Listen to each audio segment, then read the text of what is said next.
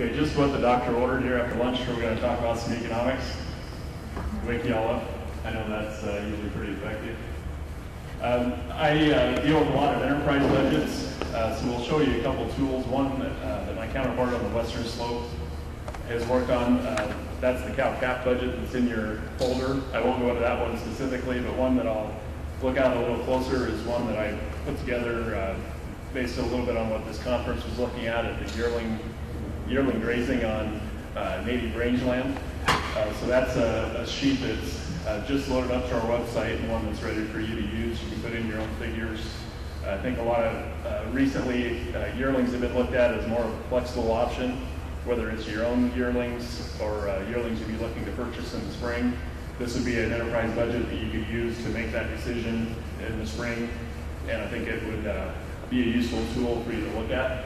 So if any of this stuff is something you are interested in and you need to talk to me or contact me to have me send you something, there's my contact information, and that's on your handout.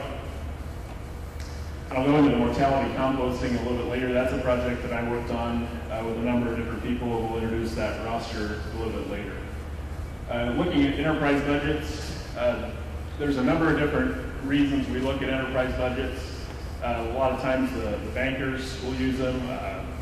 County tax assessors will use them to figure tax rates for land assets. We'll have a lot of bankers, of course, that use them to figure cash flows.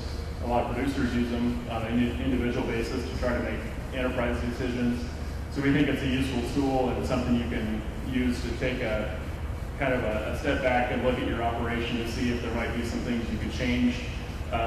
The alternative production practices item is one that's probably more applicable in crop production. You're looking at reduced tillage versus no tillage or something like that. But it does offer a number of different reasons, and then there's I'm sure a number of other reasons why you might want to look at enterprise budgets.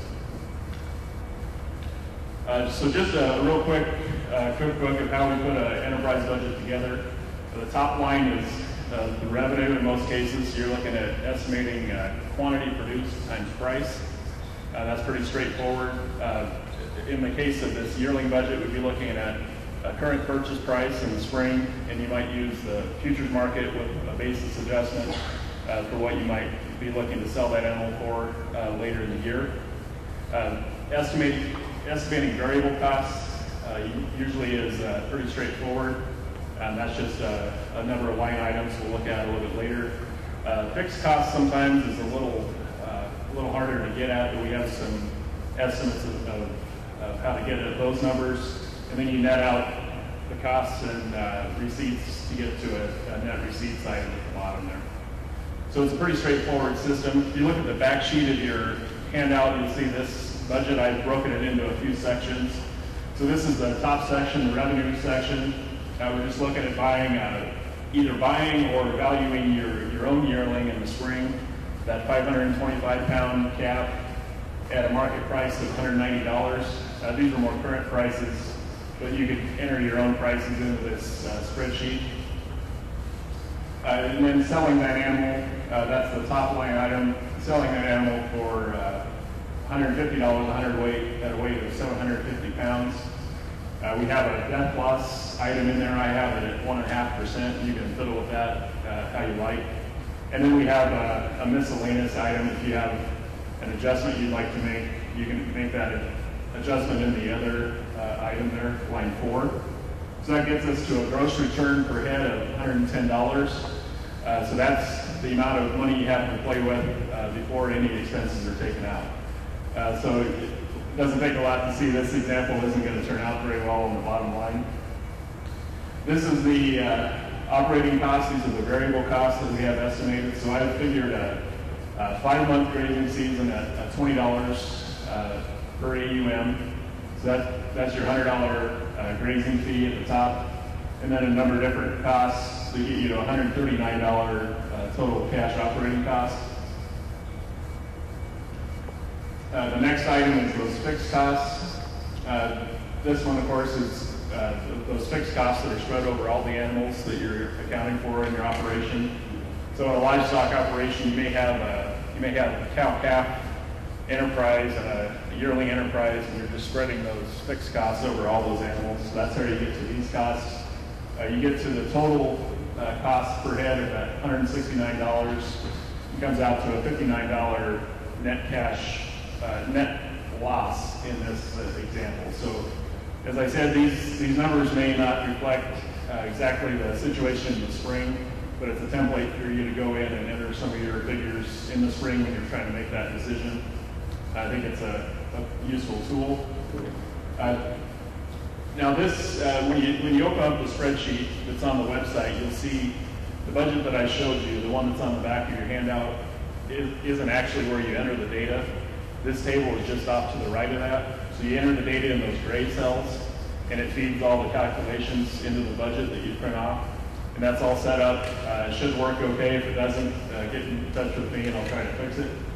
But you see a number of those things. You can adjust the days on pasture, the interest rate that you want to use on your operating capital, your start and end weights. It calculates the rate of gain on its own based on weight gain and days on pasture. And then all these other items, you can enter your own figures however you want on the way down. So after you enter all those numbers, you'll end up with a budget that's set up for your own numbers like you have on the back of your handout. So this is the location where I posted the budget that you have there in your handout. It doesn't show on this screen capture because we just added it this morning, but it'll be the top item on this Livestock Enterprise budget sheet. We have a very long web address, so the easiest way to get to this livestock site is just to do a Google search for CSU ABM Livestock, and that item is on your handout as well. If you do that, you get to this sheet. It'll be a Microsoft Excel document for you to use. The budget I mentioned earlier, there's a one-page of the cow-calf budget that Rod Sharp has put together. That budget is the one you see there at the top, the 2010-2011 cow-calf budget. That's about a 6-page document. I've only included one in your sheet, but if you go to the website, you'll see the full document. That one takes a little longer to go through because there's obviously a lot more variables with the cow-calf operation.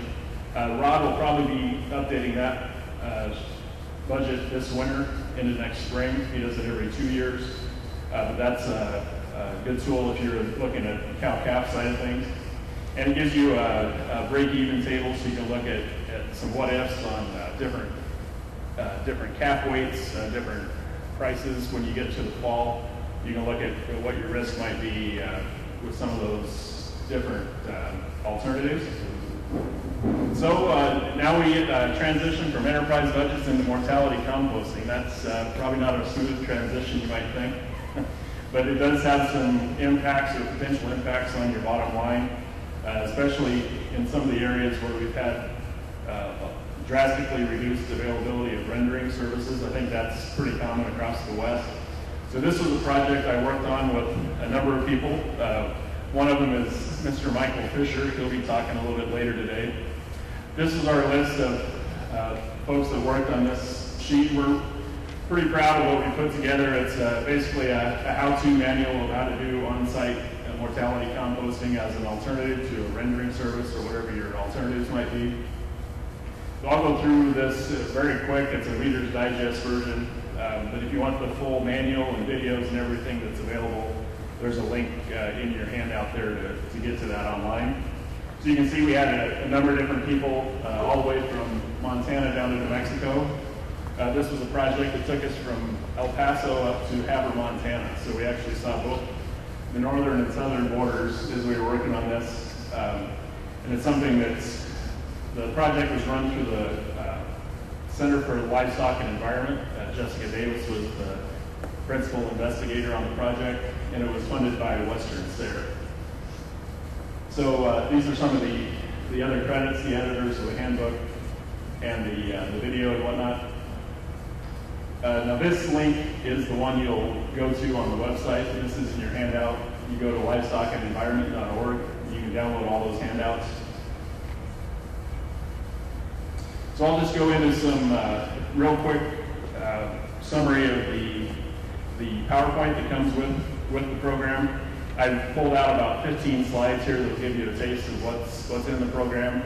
Basically, we're looking to avoid the alternative of carcass abandonment. That's something that some people have gone to with the lack of availability of rendering services. So we want to avoid that. It has a number of different problems. It's not very pleasing to the eye if it's along a major highway for the public. It also can have some scavenger issues, some disease issues. So we want to try to develop some alternatives for that. So some of the more generally accepted options are landfilling, if that's available, but that can be expensive. Rendering, I know, is still available in some aspects in this area, but the pickup fees are pretty exorbitant. I know they've gone up quite a bit. So this gives an idea of just a real basic look at how we propose to do some of this composting. You'd have a base layer of carbon that you put that carcass on, and then you put a cover over it to keep that animal contained and keep the moisture in to let the microbes do their job as far as the composting goes. It really works in all different environments. We try to incorporate that with the group of people we included. We have, like I said, all the way up the northern border with Canada, all the way down into southern New Mexico. There's some different management tips for how do you deal with different situations. You obviously you have to deal with the situation a little different in the cold climates than you do down south. Down in New Mexico, they have to add water, for instance, to the mix sometimes to keep the moisture content up. So some of those tips are in the materials. It takes about 4 to 12 months, depending on the animal in question. A lot of obviously the bigger and older cows will take a longer period of time just to let everything work through. As it says there, we were pretty amazed. We were in Havre, I believe, in June. In that time period, they had an animal that they had only in there for about 2 months in a composting bin. We opened that up, and all the soft tissue, for the most part, had already been decomposed. So it really is effective, at least for decomposing that part of the tissue. A lot of the bones will remain, so it's not a composting product that you can sell, but it might be something that you could apply to your own property if those bones weren't an issue. So after 4 to 6 months, you want to go in and see what's going on in that composting bin or pile or however you have it organized. You can turn it, add water, that sort of thing. So as I said, this is a full handbook that gives you a number of different monitoring tools to look at and a number of different contacts. Jessica Davis, Robert Flynn is the specialist in New Mexico that worked with us on this. As far as equipment, it really doesn't take a lot of specialized equipment. One item is a probe thermometer. It's pretty important to keep an idea of what the internal temperature is of those compost piles. So that's probably the most specific piece of equipment. A lot of the other equipment is probably stuff that a livestock operation would have on hand already, a loader, that sort of thing. In some cases, you'd have to go on and buy some carbon source material, but in that case also you might have old hay or silage or something that might be able to be used in the composting process. So really it's something I think that's pretty practical for a lot of operations. As I said, you wouldn't want to sell this compost. We don't recommend that, but it's something that you could use on your own operation, or you could take the composted material and put it back into an additional compost pile for the next mortality down the road. There are some things that it doesn't deal with. Obviously, if you have prions, it's not going to take care of those.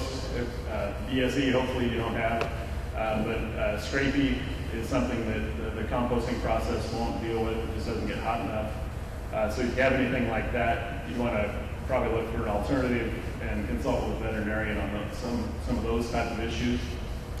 It is at least economically competitive with a lot of alternatives.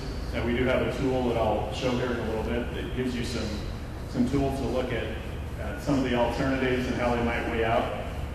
This is a partial budget. Basically looks at the positive impacts of making the change and the negative impacts on the right side. So you have the positive on the left, the negative on the right. With this example, it came out to a $400 net benefit to the operation to make the shift to composting over the alternative of going with the rendering service. So this is one, again, you can put your own numbers in there to see how things might work on your own operation. And then with regulations, they can be different from state to state or county to county, so it's just something you want to look at your Department of Agriculture, your local health department, that sort of thing, to know exactly how those regulations come down on your own operation. And then just in summary, there's a number of different reasons. Even if the bottom line of that partial budget showed that it's kind of a wash, whether you wanted to do composting or not, and there'd be some values that are hard to quantify, some biosecurity issues that you might have with bringing a rendering truck on and off your property, or just the trouble of having to truck a mortality off your property that you don't want to have to deal with. So that's another reason that composting might work. This is a quick reference guide that's available on the website in the handout materials. And then just finally, again, there's the link to the website that have the video, the handout. There's English and Spanish translated video to help educate workers if you have Spanish-speaking workers or employees that might want to learn about it, or you want to teach them how to do some of these composting projects. So, do you have any questions on the livestock composting or enterprise budgets? What was the average temperature of the compost piles? I believe it was around 140 was at the target temperature. And that was maintained, Michael probably can tell you those time frames a little better. I believe that they wanted to maintain that for about 2 weeks, wasn't it? But that's all detailed in the handouts, kind of the temperature range that they want that animal to stay at, and that's partly to kill the microorganisms, any disease organisms that might be in the carcass, but also to help break down the soft tissue and just complete the composting process. So.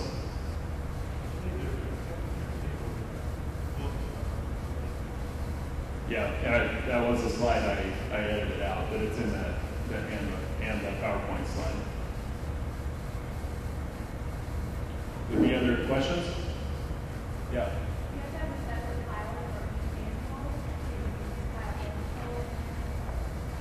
It goes into that a little bit. There are some, I think the bigger animals, like a mature cow, I think they want you to have a certain amount of space, probably about 2 foot space between one cow and the next. But on some of the smaller animals like pigs and small calves, there are some diagrams that show how to stack multiple animals together in a smaller space. So I think in general it depends more on mass of the carcass than it does on certain space for each animal. Does that make sense? You have a cow, have a cow of a certain circumference. It just takes a lot of time and heat and process for those microbes to go in. But if you have the same amount of mass of, say, 10 calves, you could probably put them all together in most cases. Is that fair, Michael? Okay. We need each of those turns into a fermentation center. So you don't want to overlap it too hot and actually cook it there.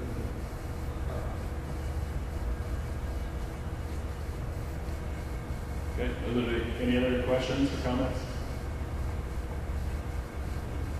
Thank you. Thank you, John.